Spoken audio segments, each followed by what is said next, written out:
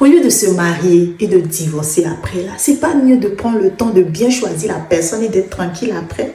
Parce que le divorce, là, ça doit briser une personne. Parce que c'est un engagement financier, émotionnel, mental. Je sais pas, ça doit être un engagement. Et en fait, ça peut être comme un échec, en fait. Et donc, on peut sortir de là blessé. Franchement.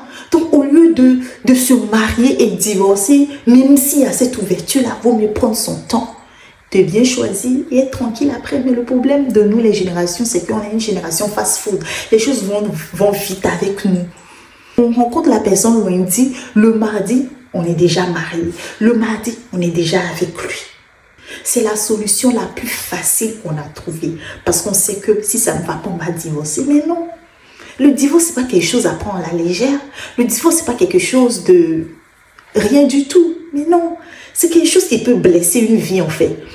Tu auras l'impression de n'avoir pas réussi quelque chose. Pas réussi ta vie, non. Tu auras l'impression d'avoir échoué dans un domaine, en fait. Parce que qu'on le veut ou pas, le mariage, c'est quelque chose qui est important quand même dans la vie d'une personne. Et moi, le secret que moi je veux donner, c'est que cette génération-là, apprenons à confier tout à Dieu, à faire confiance à Dieu dans tous les domaines de notre vie. Aujourd'hui, on fait tout, mais on n'invite pas Dieu. On fait tout, on le met à l'écart. Sache que Dieu, c'est le Père fondateur, le créateur de toutes choses. C'est lui qui nous a créés. Je vais te donner un exemple tout banal. Je ne sais pas si ça peut t'aider à comprendre. C'est comme Dieu, c'est le chef d'un village. Il nous a vu naître, il nous a vu grandir. En plus d'être le chef d'un village, il est le créateur d'une entreprise. Donc il nous a vu grandir, il nous a embauchés, il nous a formés, il connaît nos points forts, nos points faibles, nos faiblesses, nos qualités. Étant donné que c'est un père responsable, tu vas aller lui dire, papa, j'aimerais faire un projet avec cette personne parce que le mariage, c'est comme un projet de vie. J'aimerais faire un projet avec cette personne. Un père responsable, il va te dire, oui, vu comment je le connais, son caractère, son potentiel, ça ne colle pas avec toi.